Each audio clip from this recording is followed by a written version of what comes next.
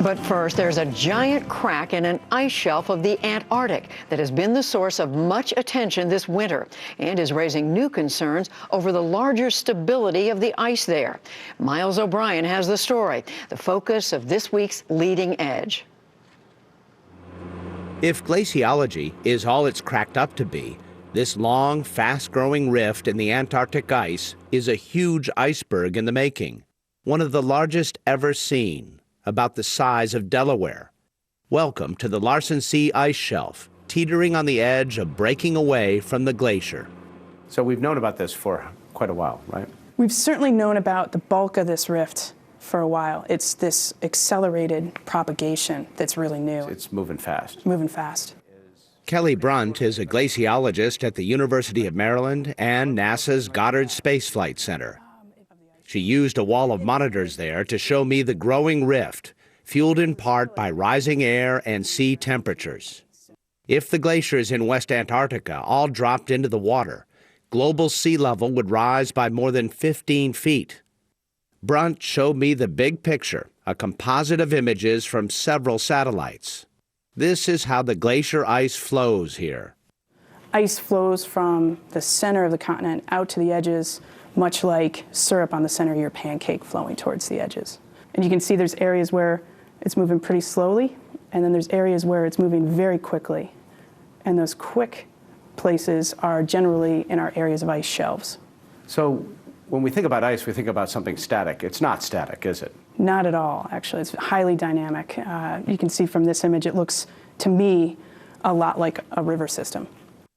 Ice shelves are connected to the glaciers that sit on land, but they are also floating, like ice cubes in a glass of water. If you had a drink with ice cubes in it, as those ice cubes melt, they don't add to the height of the water in the glass. So when ice shelves break down and collapse, they do not have a direct impact on mean sea level rise. However, they have an indirect effect. These ice shelves buttress the flow of the ice upstream, the ice that's flowing into the system.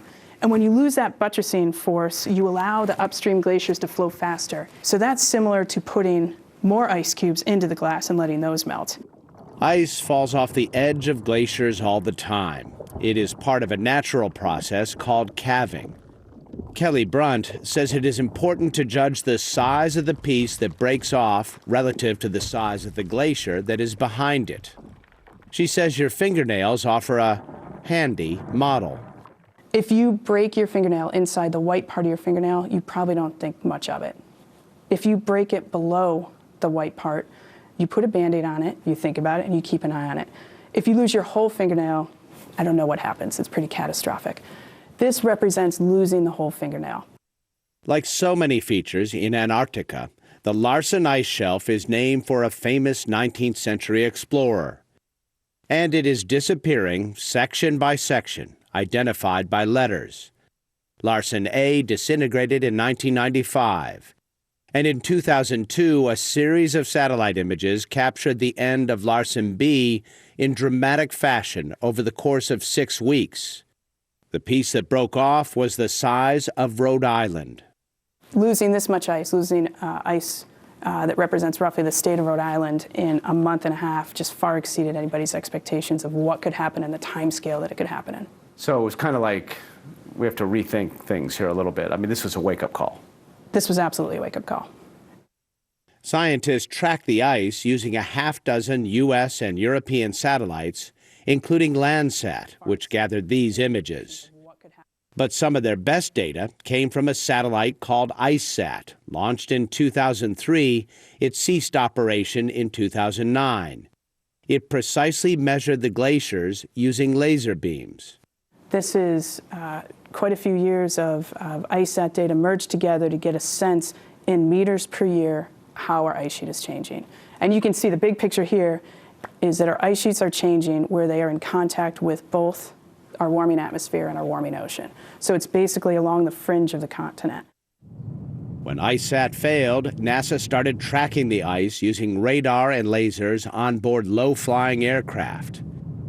The Ice Bridge program is NASA's largest air campaign ever, but it still couldn't match the eye above the sky.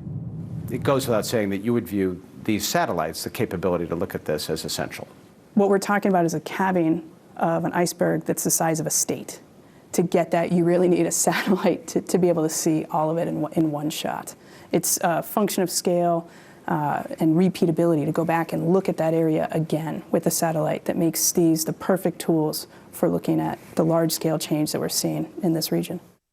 Next year, NASA plans to launch a new and improved satellite to watch the ice.